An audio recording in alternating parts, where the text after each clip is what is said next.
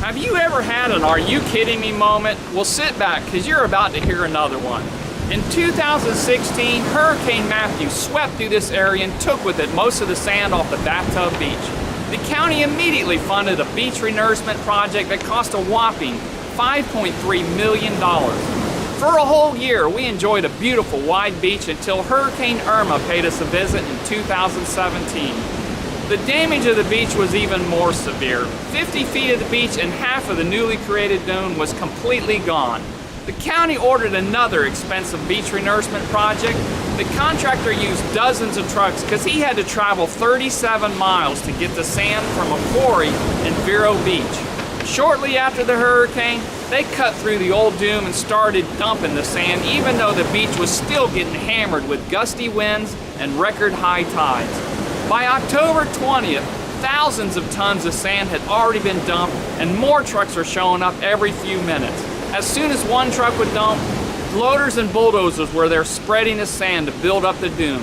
The spokesman for the county claimed that it was all necessary to protect the parking lot and A1A. I heard from one of the truck drivers and he claimed it was total chaos. There wasn't any supervision, no one knew what to do, and they were just dumping the sand whenever they wanted to. Typical government operation.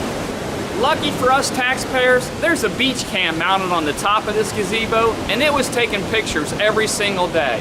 Check out this series of photos that I downloaded from their website. On November 13th at 5 p.m., you could clearly see the newly created dune. But by the next morning on November 14th, half of that dune had been swept away overnight. They worked all day and managed to build it all back by 3 p.m.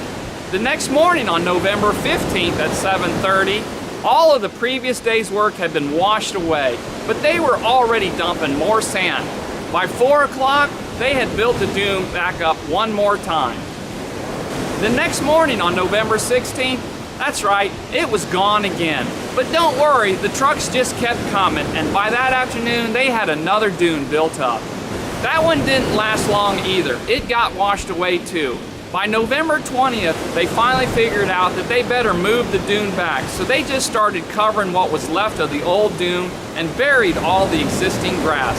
So now we'll have to pay to replant the whole dune. For 2 months, they hauled in 8,000 tons of sand, and it looks worse than it did when they actually started. You're probably wondering, where did all the sand go? Well, all the winds we've had lately have been out of the north, so the sand's been traveling down the beach, crossing the submerged jetties, and making one heck of a beach inside of our inlet. So here's the bottom line. They spent millions of your tax dollars trucking it in and dumping it on this beach so that next year they can spend millions more dredging the same sand out of our inlet. Please keep this in mind next time they want us voters to increase the sales tax. These idiots don't deserve a penny of our tax dollars. I had to laugh because the same time this was going on, 2 of our county commissioners were being booked at the county jail for violating public records law relating to a lawsuit brought on by Lake Point Rock Quarry.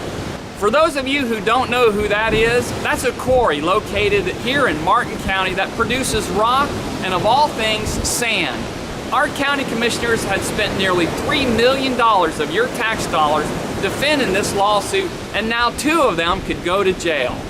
Here's the sad part. There's a beautiful coral reef that starts right here and goes all the way down to the inlet. There are all sorts of living creatures that call this reef home, and I gotta believe it is covered with all this fine sand. Stay tuned, because as soon as it calms down and the water clears up, I'll be diving it to see what kind of damage these morons have done to our coral reef.